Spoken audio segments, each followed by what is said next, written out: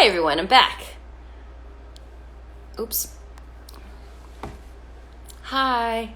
Okay, it always takes a couple seconds. Doo-doo-doo. Where are you at, Barrett? I don't see you on here. Oh, wait.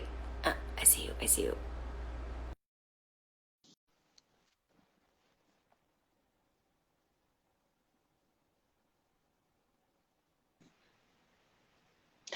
Hi. Everyone is like, I was reading the comments, they're like, they're losing track of time. They're going to lose the live. Head Oh down. It was like one of those things, like, I get it, and it's good to keep a time limit on it, but I'm like, come on.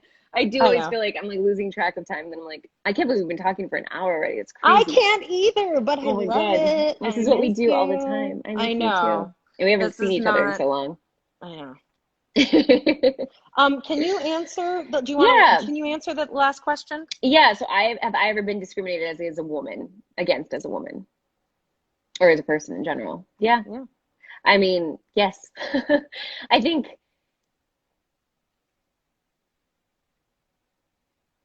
yeah. I mean, there's tons of I mean, I've been in this industry since I was 7, Yeah. and I'm a woman, and there's been a lot of things. I think what people don't understand, I think, is that so much has changed for women over the years, and that's when you see the change happening firsthand, that people now, women, because I was going back, like I was arguing with, not arguing, I was having this conversation with someone about the feminist movement and like the Time's Up and Me Too movement and stuff like that.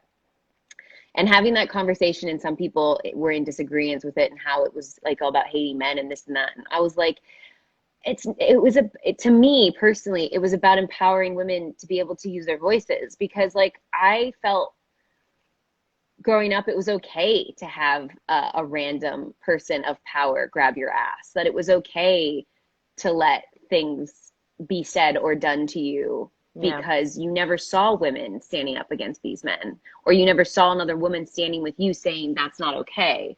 Like that person can't do that. So I think it's an interesting yeah, I mean, I think I love that we're living in a time now where things have changed, and we feel like you just have the power to speak up when you're like, Yeah. no, that's actually not okay. And Yeah. no, I'm not going to be okay with that. And Yeah. that might be different to someone else. Someone else might be totally fine with that. Someone, I mean, we're talking about the tiniest little thing. We're talking about, like, say someone grabbing your ass, a boss grabbing your ass. Like, someone might be okay with that. Who knows? I have no idea. And Well, then that's but other people that's might not kind of be. the funny thing about that question, because I remember when I was talking to Lachlan, we we sort of like touched on that, like, because they were someone asked, like, in casting, like, have you ever not gotten a part because of your like race, or because of something that because of your identity, essentially. Hmm. And I was like, I mean, I don't I, I don't know if we would ever know. You know what I mean? You Yeah. just see who they cast, and then you're like, oh, okay. And it might have nothing to do with your race, but you don't know, so I don't know. But like, almost when you answered that question, there was a little bit of, because you've been doing this so long, and like you've seen the changes, and I'm sure you've gone through a lot of changes yourself, where it's like, could I even count the time? Like, when wasn't I being, like, when wasn't I being sort of treated like a woman, and what does that mean? And like, there's so many weird parts of that where you're like, okay, well, I mean, I don't know. It's not a hard line, and unless someone was like, she's too weak, you know, like, you might not know. And it's not a bad question. It's just it's a muddy answer.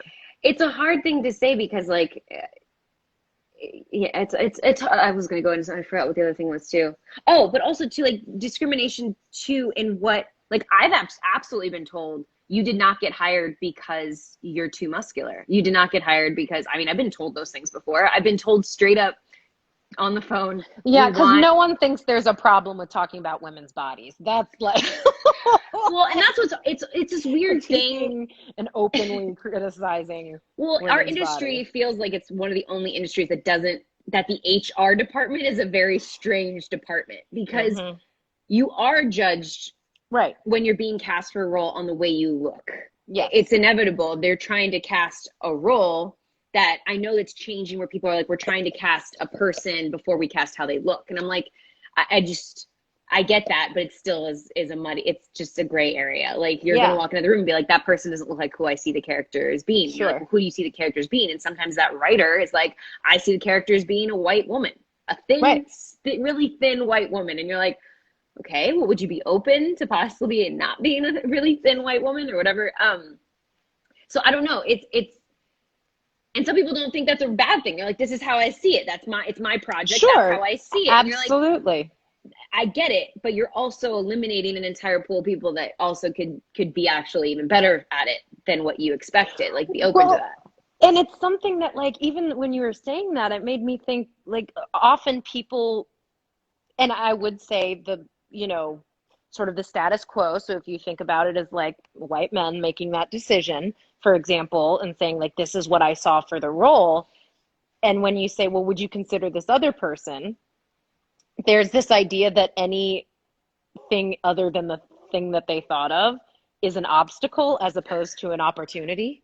Yeah. You know what I mean? Like, that actually it might deepen the character, or it might strengthen the character, add like another dimension to a character that maybe they hadn't thought of, considered, and then it's like, well, instead of thinking it as like something, oh shit, like, how do we work around this issue? Like, maybe it's a way to add something to the character, and then you can actually have a dialogue with the actor, and they might have some good ideas for you. Or hire someone who can speak to the character you cast, or the actor you cast, It's interesting. Again, it's the defensive-ness that, like, you're changing their image, which is funny because it happens in our industry, but our industry is an insanely collaborative. We're an insanely collaborative profession, but even though we're in this collaborative profession, you still have creatives that are like, no, this is the way I see it. This is the way it has to be. And some of that is considered genius. Like, people win awards because they're so set on, like, no, James Cameron is like, this, it has to how it has to be. And he wins awards for that. So you're like, okay, well, I don't want to take away from your genius creativity, but also you have to be open to all the possibilities. So I don't know. It's such a loaded question for me, being in this profession for so long. Because also too, I struggled with the Me Too movement even at first, because I was like, I had trained myself so well at being one of the guys, because that was the way you're accepted, is get rid of your femininity. Well, still be sexy, still be thin, and on a diet, and work out, and don't age. Like, really be really sexy all the time, but also be able to, like, hang with the guys, talk like the guys, like, be totally fine with, like, every sexist comment that's made. Like, I had trained myself so well to be able to, like, be in that world that I was like, well, I don't get it. Like, about certain things, obviously. But this kind of, like, training yourself so much to be a certain way, and then realizing that, like, I didn't actually have to do that. I could and to, like, feel nothing, that, like, it just asks so much. It is, it's a job that asks a lot, and it asks a lot as, a young woman in this industry like you, and growing up in it. It's like, I mean, I don't even know. Yeah, that's such a great point. No, I'm so glad you said that. Anyways, it's interesting. It's very interesting, but I think it's almost hard to find someone of any sort of a marginalized person that hasn't been discriminated against. I think they go hand in hand. Like, marginalization and discrimination are basically the same thing. They're not the same thing, but it feels like if you're marginalized, you're discriminated against. Like, it's just, so of course. But yeah, should we get some questions? Hold on. Sorry. Yeah, I was reading one. Do you believe that feminism is inclusive? Me, as a Black woman, I've been accused many times of creating female rivalry for talking about the privileges of white women. Very interesting. You cut out? What did it say? Oh, sorry. It said, do you believe that feminism is inclusive? Do I believe feminism is inclusive? Yeah. Well, I think the writer of this question said, me as a Black woman have been accused many times of creating female rivalry for talking about the privileges of white women. So it was a question. It was a question for it said, Barrett, do you believe? But I would also extend that question to you, Danielle, because I think that, I mean, of course, some feminism is inclusive. The goal is I think with feminism, and that's one of the reasons why I was so glad you chose this topic and why talking about it, I was like really. What happened? Oh no, it's okay. It's okay. I was so excited that you chose this topic because I wanted us to be able to talk as two women about intersectional feminism, which is, you know, feminism for all women, in the same way that, you know, I think I said when I posted your video that, you know, intersectionality is certainly beyond just feminism. But we've been hearing about it a lot recently because of the division of sort of all Black lives matter, right? Black trans lives matter. And there are subsections of Black people who don't feel seen or spoken for and are sometimes actively worked against even within the community. And so that's sort of a parallel. But, you know, when we're talking about feminism, do I think feminism is intersectional or inclusive? Yeah. I think that the conversation, I personally believe that the conversation around feminism has primarily been driven by white women. So I think what's super important is for white women to sort of be aware that when you're talking about feminism, there might be more hurdles than just the ones you faced. And that, like, it helps to use that privilege that you may have, skin, you know, color privilege, to like advocate for the issues that might not be yours, but that apply to Asian women, Black women, Latina women, you know, Latinx people, and trans women. So it's, you know, which again, I go back to that simple thing that it's sometimes so hard. You think you're doing right. Like, I'm sure, of course, I would hope that like all white women that are feminists did think they were fighting for all white women. You're just, and ignorance even got a negative connotation, and I for don't all mean women, you mean? Yeah, for all women. What did I say? Oh, you said all white women. They sometimes do, but yeah, you meant no, all women. Yeah, I figured. All women in general. No, thank you for correcting that. That their intentions are to absolutely have equality for all women when they're doing when they're in the feminist movement, but then they're just ignorant, and I don't mean it in a bad way. I'm ignorant to the Black experience, a Black woman's experience. I'm learning as we've been friends. We've had many hard hitting conversations, but like, you just don't know what you don't know. And unfortunately, sometimes people, I think, just, yeah, they just, they don't think. And then they do things that they think are for the right reasons. And then they realize after the fact that they were doing this, what they thought was the right reasons, and they completely left out an entire group of people while they were fighting for this cause, and then they get reprimanded for it, and then they get defensive, and then it causes this, sometimes causes a division. Anyways, wait, someone said something, and I was like, it got me. Okay, I'm gonna go to the question box. Oh, great, love it. All the questions are so long, it's so hard to actually see what they say.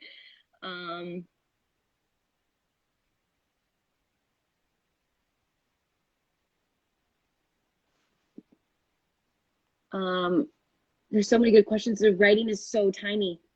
Do you want to say about anything while I'm doing this, while my face is zoomed in on the screen? Well, I saw a question about how do you deal with family members with opposing views? Yeah. And I don't know. I have family members with opposing views. I mean, they live very far away, and I've like not totally had a conversation with them about this stuff. But you know, it's been interesting because I think I said this on another live, but you know, the conversations that I have with my family might feel very different than the conversations that you have with your family, of course. You know, like it's different having these conversations as a person of color and as a white person talking to other white people. You know, it's tough in a totally different way. It is. Have you been able to have those conversations, or do you just kind of go like, I'm not going to have it? I haven't. I am sort of the mindset that for me, um, I don't know if I don't know if I'm ready or I'm comfortable enough having that conversation with my with some of my family members. I mean, obviously everyone's families are different, and but it is it's challenging to know that those differences exist when we have a family that's like diverse, and it's hard for me to understand, and I get really emotional and passionate about it, and I don't want to say anything I would regret. So I find it easier to just not have the conversation and hope that they send them some books at Christmas. Actually, you know what I've been doing for the last couple years? I've been it's sort of passive aggressive, but I like it.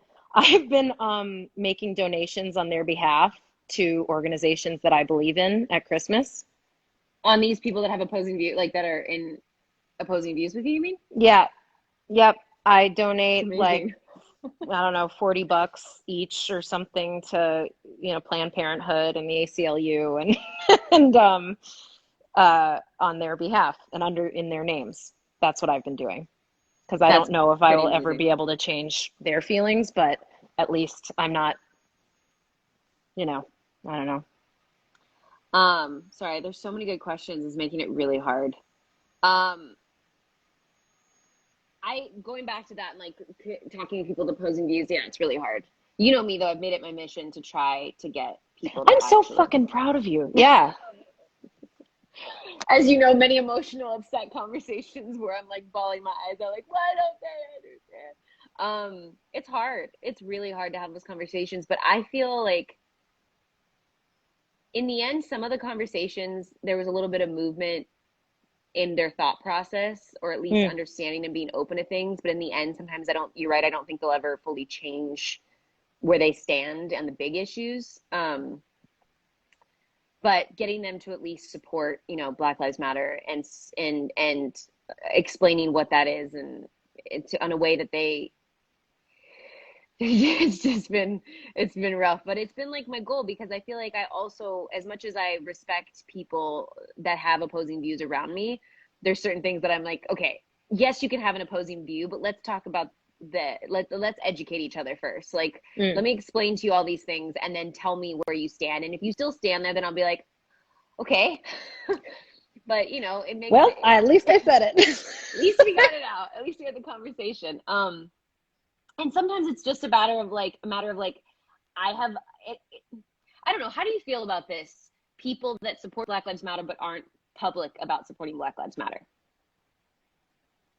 The reason I ask this question is because I have a lot of friends that will have these debates and conversations, and it's like, no, Sure. Danielle, I support Black Lives Matter, and I'm like, but they will not be like vocal about it, Right. And then you hear this like, well, if you're silent, then you're in opposition, and I don't know, because it's like I know these people, and I know they're not racist individuals, so it's like, I don't know. It's like, I think being silent is different than like posting on social media. You know what I mean? Like, being silent means you don't speak up when you hear people say racist, stupid shit. You don't, like, you aren't, you're sort of being like passively, just passive about your engagement with some of these issues. And like, I totally respect people's feelings about posting or not posting on social media, for example. But when it comes down to actually voting or and not necessarily voting for candidates, but voting for certain laws or speaking out when something is wrong, that happens in front of them, like that's when, silence is complicity. You know what I mean? And like so I don't really, the only thing that I think really being vocal about it helps is that it shows the people who might need an ally that they have one in you. I had an old friend, and I can't remember again if I said this during a live. I think I might have said it during the live with Brett at one point, but I have a really old, very close friend who lives in the Midwest still, which is where I'm from. And I sort of Oh, made an yes. analogy about when you speak openly about it, you can be sort of like the lighthouse, right? Like when it's foggy and people are at sea and afraid, and they can see that there's a safe place to go. You know, if you Yeah. live in a very sort of monolithic, like not very diverse place, and there are a few people who stick out for one reason or another, whether they're a different race or a different sexual orientation or whatever, and they don't know that they have someone to go to, it can be really scary and really isolating. So like the benefit of speaking out allows you to be sort of a place to go and a safe haven, so they know that they're not totally alone. Yeah. Um, and so that's certainly a benefit of speaking out. But if you uh, you know, if you don't, and you're doing other things to make sure you help, then sure, like, you know, it's good to believe in it. The most important thing, I think, is just understanding what it means and not misinterpreting the message. Which I think is super important, because I mean, looking at the comments just by asking that question, there are a lot of strong opinions that feel if you aren't super vocal right now, then you are completely um, in opposition of it. And I know a lot of people that aren't. I know a lot of people that actually do support Black Lives Matter. I of course wish they were public, you know, and spoke Of out and were course. vocal and everything. But I also know them as individuals and on a daily basis. And I know that they're honest in their thoughts and beliefs. And, you know, sometimes it's different too. Like, I have one specific friend who absolutely supports Black Lives Matter, is a gay man. His dad is a police officer. So, you know, there's that world where he's like, of course I support Black Lives Matter. He's like, I'm not going to, that's his choice. I'm not going to be vocal about it. But I have my own conversations with my dad in private, and I work in the healthcare industry. And so he's got his own viewpoints and how he does it, and I have to respect that too. And so when I do see people getting so angry at some people for not posting about certain things, I kind of am like, everyone's got to go about it their own way. Like, of course, Sure. I would love if everyone was out there screaming it from the rooftops. Yeah, But and at the there's a same lot of time, people who like don't use social media like that. You yeah, know what I mean? Like for us, obviously in a little, you know, in sort of the public eye, we have a different type of responsibility, I think. yeah, But even then, you know, there are people who choose not to and choose to behave a certain way in their personal life. And, you know, that's totally their choice. yeah, But yeah, I just feel like there's no wrong way to grow. That's why, like, when we're doing this, it's always like, I feel like every week we say the same thing, which is like, it's okay to not be an expert. It's okay to make mistakes. It's okay to evolve, for your opinions and your feelings to evolve and change too. Like, I might not be as radical now as I will be in 3 minutes. I don't know.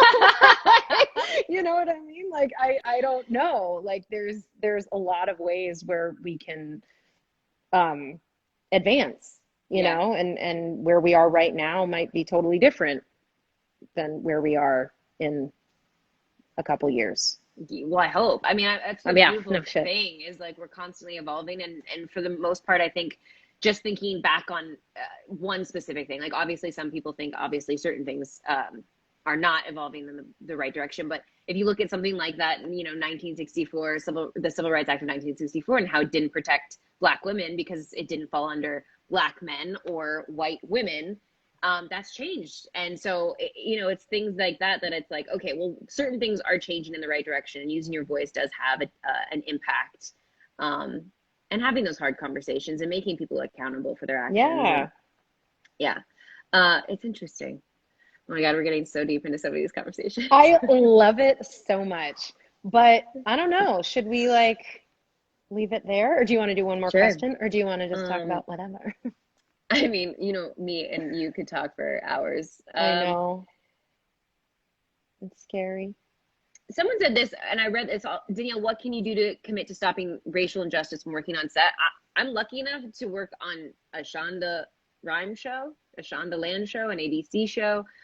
It is a very, very diverse, inclusive set. If there was any sort of racist, I mean, you can attest to this too, Barrett. If there was any sort of sexist, racist acts conversation, something going on, they wouldn't be stood for in we live in a set that is very different than other sets that I've been on, where you feel like you're very safe and very protected. I do, at least, compared to other sets that I've been on. But I mean, from here on out, it's scary to speak up, but I think you have to speak up when there's something said, even if it doesn't affect you. Like, I am a white woman, but if I heard a racist joke, something is like that, it's standing up for being like, that's not cool. Like, I don't actually want to be can you not say that? That's racist. Or explaining to a person, like, do you realize what you just said was racist? Or do you realize what you just said was sexist? Or I'm getting for lack of better verbiage, I'm getting the balls to actually be able to be like, Yeah. That's not okay. Because I think before you think, oh, if it's not a sexist thing, being a woman, then maybe just stay out of it. And I think now you're realizing, like, no, the world that we live in cannot afford you to just sit back and stay out of it. Yeah. But it's also, and I'll cuss on this one, it's fucking scary. And I get that. It is fucking scary to stand up to people that you know are going to get defensive the second you say, listen, I don't appreciate that. Even if it's someone grabbing your ass as a woman that is completely uninvited and you're like, don't touch my ass, they get defensive. You're like, the normal It was a joke. Like, they're like, it was a joke. I was like, I didn't say who's grab laughing, dude? Like, but it's just, yes. So that would be what committing to stopping racial injustice. I mean, like I said on our show, we live in an amazing but I'm telling show. you, I mean, I What? said something once to somebody. Yeah. Oh.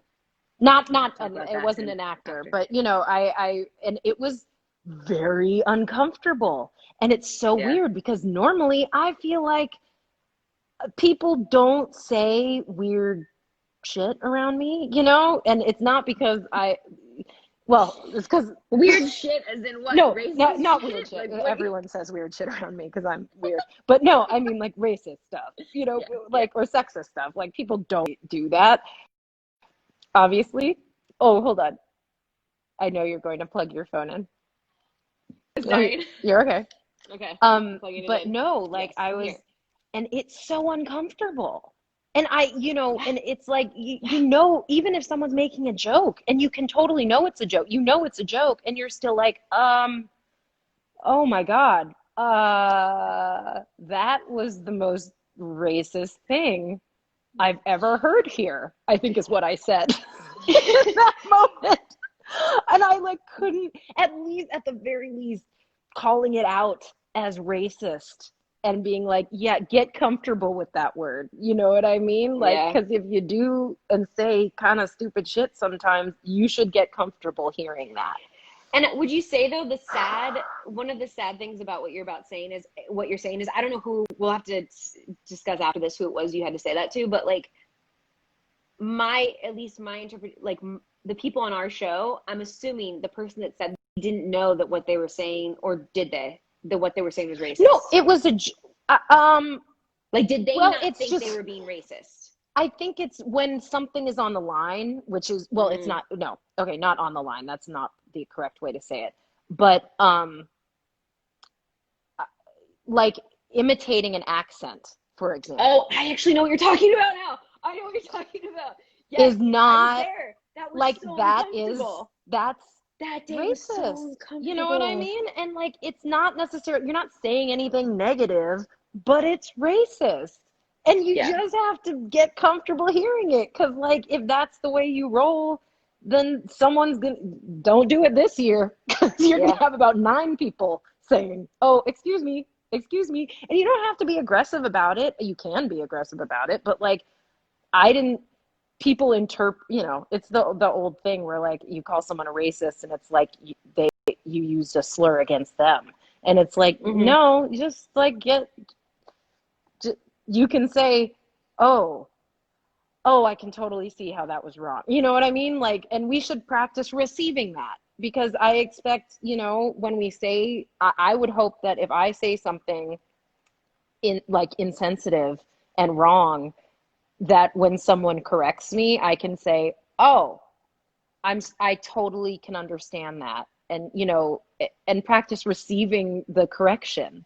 You know what I And it mean? takes a Because lot. It's not it always an takes a easy thing lot. to do. I mean, we've had many conversations where I'll say something and you're like, and then you explain to me, and I'm like, oh, and that's not easy to do. It's not easy to think that my way of thinking like is wrong. There's certain things that Right. that I was raised on or about or whatever. And I'm not saying big, huge things, like just little things that you don't realize. And that someone had asked, like, what's wrong with imitating an accent? It was the way it was done. Just so you guys Sure. know, it was the way it was done. It was mocking someone of their accent, which is just another form of, in my opinion, kind of like bullying. Like it was making fun of someone's accent. If I'm correct, Barrett? I think kind of. Are Kind of. we Well, talking about the we'll same? have to Okay. speak after this and talk about it. But yeah, but it, you know, it's if yeah, it's like mocking you know, a stereotype, a cultural stereotype. And like it's just weird. It's but, you know. Oh God, there's so many good questions. This conversation can go on and on and on. Someone I said know. the argument is the more intersections you have, the more victimized you are, the more allegedly, it keeps moving. No, sorry. Oh, stop moving. The argument is the more intersections you have, the more marginalized you are, the more allegedly victimized you are. How do you keep the dialogue open and let your voices be represented? Um, if I were to touch on that, it's like everything gets so like, why does everything become so negative? Like, feminist becomes negative, Mm-hmm. intersectionality becomes negative. Like, victimized becomes a negative. Like, I don't think anyone, I mean, I don't want to be victimized. I don't want to be a victim. No, I don't sure. I don't think people want to be victimized. I don't know. Yeah, so that was a Yeah, hard question. Not a that's a hard really question, hard but like a question. loaded question. Um, because I think that was one of the oppositions of intersectionality, to go full circle, since that's what Yeah, this yeah. conversation was about, was like people, and I get what they're saying is the more intersectionality there is, the more, yeah, the more groups there are that are seeming like they're victimized. I don't know how to answer that because, and I'm using the wrong verbiage to even Well, explain it. right, right. Well, she uses that analogy, right, of like the there's like a ceiling, right? And the there are people stacked sort of on each other's shoulders up to the ceiling. Okay?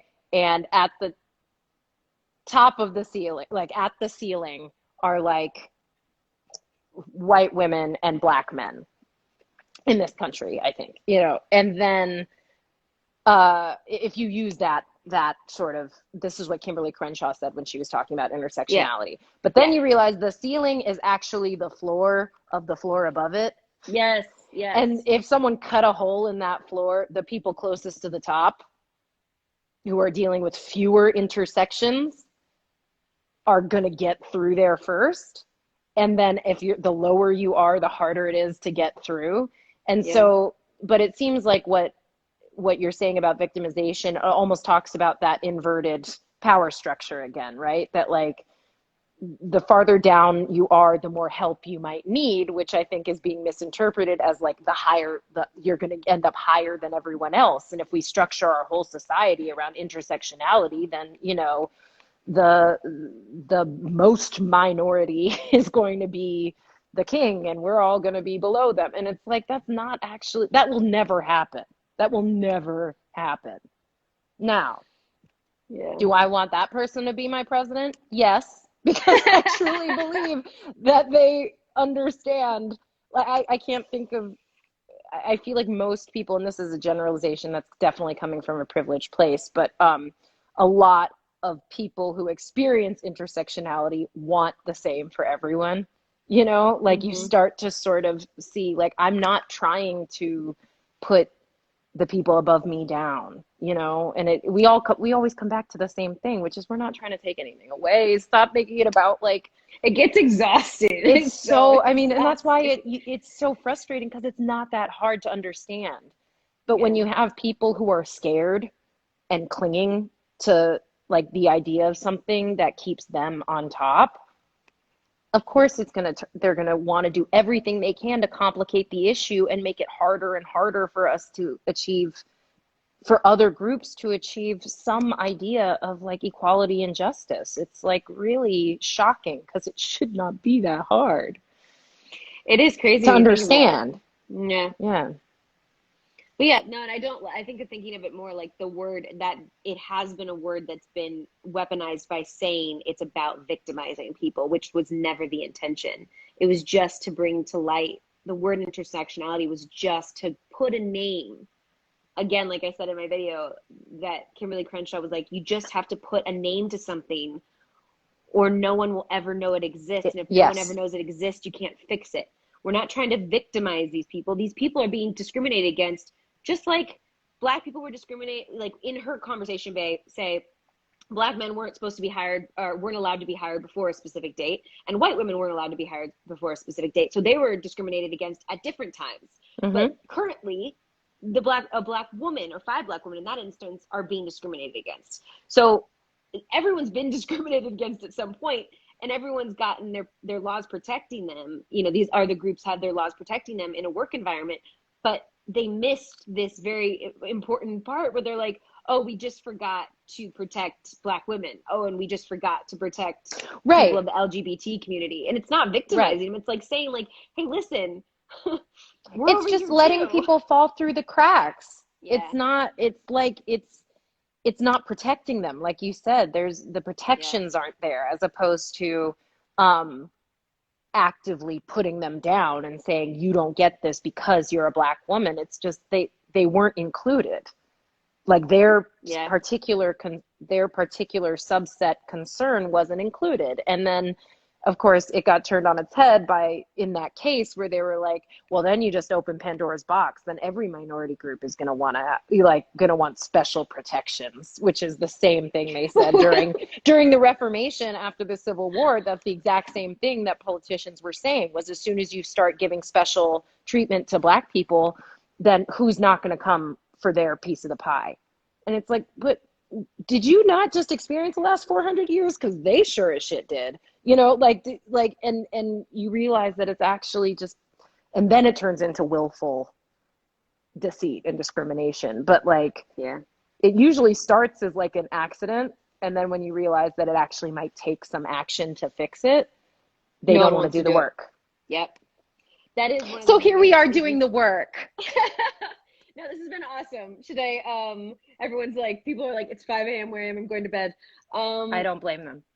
This is awesome. I mean, I love having these conversations too, because, and I think what you've always been, and I want to say thank you too, is like, I do have moments when I slip up and say things like earlier when I was talking about voting in your self-interest, and we were able to have that conversation about our even understanding what that actually means in itself and how I interpret it and how you interpret it and what that means. And like, it's just so great to have somebody in my life that I can have conversations with like this, that actually allows, we allow each other to talk and sometimes be like, I don't know if I agree with what you just said. And then for me to be like, well, this is what I meant.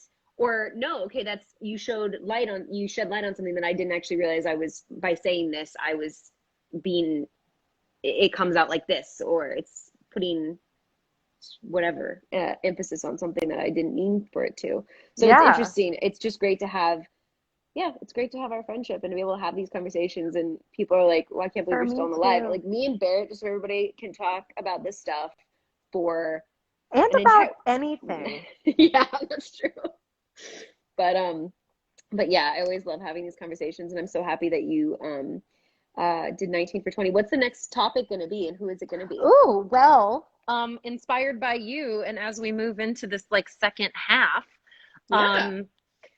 we are going to have Devin Way from Grays is going to do next week's topic, and he is talking about race, nationality, culture, and what's the third one? race, nationality, culture, and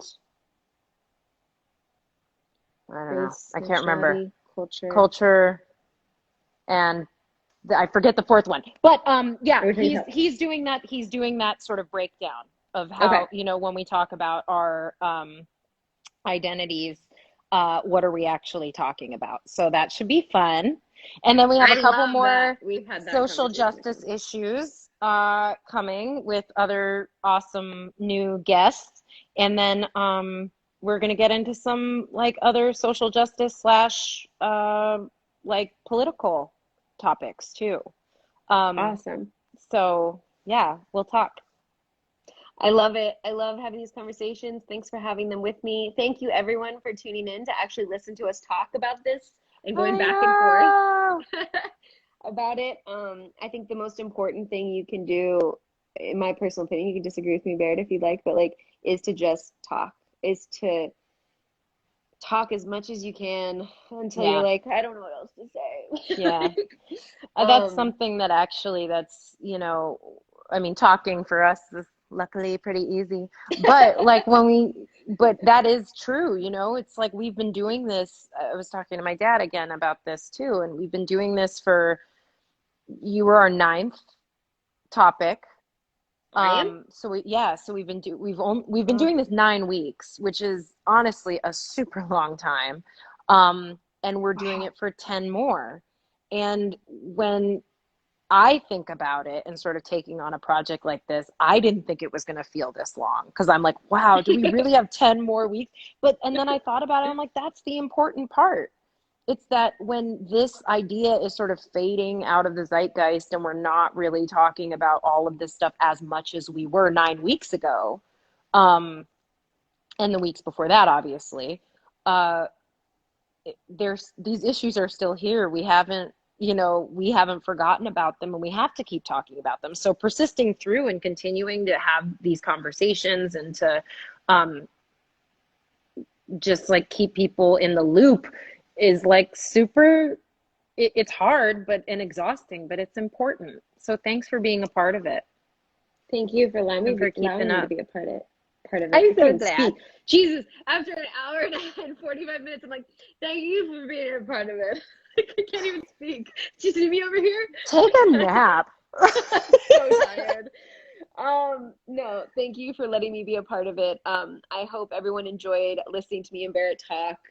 We do it a lot. We have fun. But yeah, I hope everyone's encouraged to get out there and have their own conversations with their friends and family and see where they go. And I Yeah. love you to death, Barrett. And Love I can't you. wait, to see you next week. Next week?